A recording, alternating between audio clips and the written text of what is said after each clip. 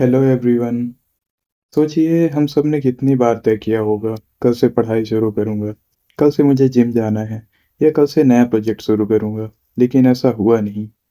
हम सब जानते हैं कि पढ़ाई करनी है, काम पूरा करना है।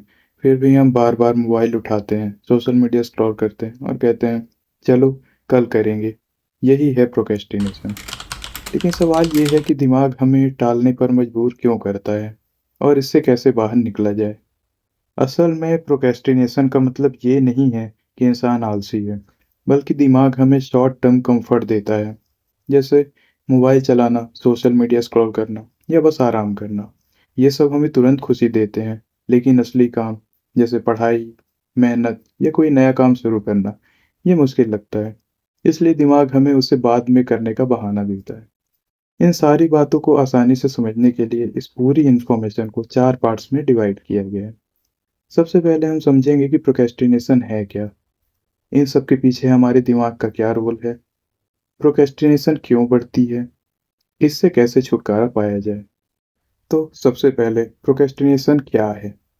प्रोक्रेस्टिनेशन का मतलब है जरूरी कामों को टालकर छोटे छोटे या कम इम्पोर्टेंट काम करना, या फिर कोई ऐसा काम करना जो जरूरी भी है और जिसे आप करना भी चाहते हैं, पर उसे करने के लिए खुद को रेडी नहीं कर पा रहे।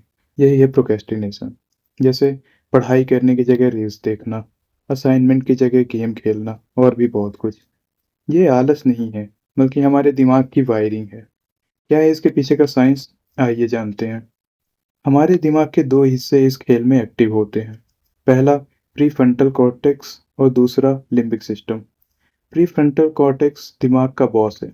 ये लॉजिकल सोचता है, प्लान बनाता है और हमें याद दिलाता है कि कल एग्जाम है तो आज पढ़ाई करनी ही होगी। लिम्बिक सिस्टम को इमोशनल ब्रेन कह सकते हैं। इसे तुरंत मजा चाहिए, या फिर कहें कि ये कंपैरेटिवली आसान काम को पहले करने की कोशिश करता है।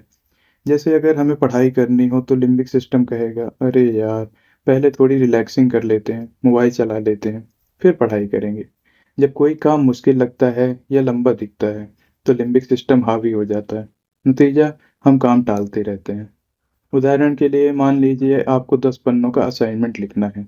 दिमाग सोचता है अरे इतना बड़ा काम है, अभी मत करो। और उसी समय इंस्टाग्राम खोलना आसान लगता है।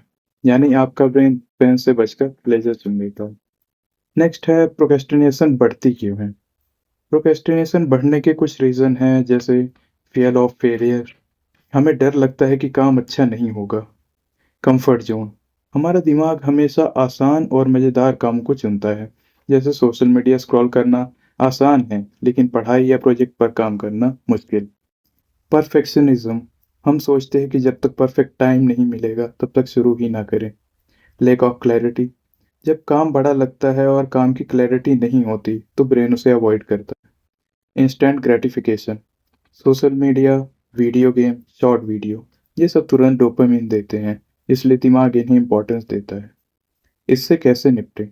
अब बात आती है कि प्रोक्रेस्टिनेशन को दूर कैसे किया जाए।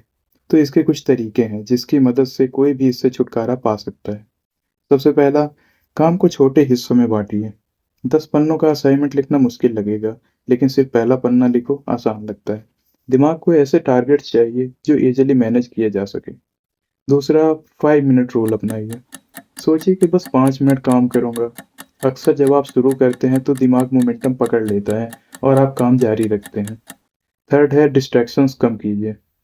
मोबाइल दूर रखिए, नोटिफिकेशन बंद कीजिए और काम का माहौल तैयार कीजिए। और लास्ट है सेल्फ रिवॉर्ड सिस्टम।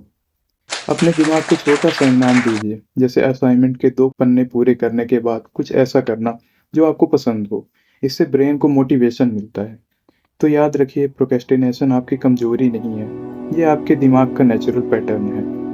फर्क बस इतना है कि आप इसे समझकर कंट्रोल कर सकते हैं। अब अगली बार जब आप काम टालने लगें तो खुद से कहिए बस 5 मिनट करते हैं, और देखिए कैसे धीरे धीरे काम पूरा हो जाता है। और हाँ, अगर आप इस चीज़ को और बढ़िया तरीके से समझना चाहते हैं, तो आप ब्रायन ट्रेसी की बुक ईट दैट फ्रॉग को पढ़ सकते हैं, जो प्रोक्रेस्टिनेशन से पीछा छुड़ाने के 21 तरीकों के बारे में बताती है। अगर आपको ये वीडियो मददगार लगी हो तो इसे शेयर कीजिए और कमेंट में बताइए कि आप किस चीज़ को सबसे ज़्यादा टालते रहते हैं। Thank you.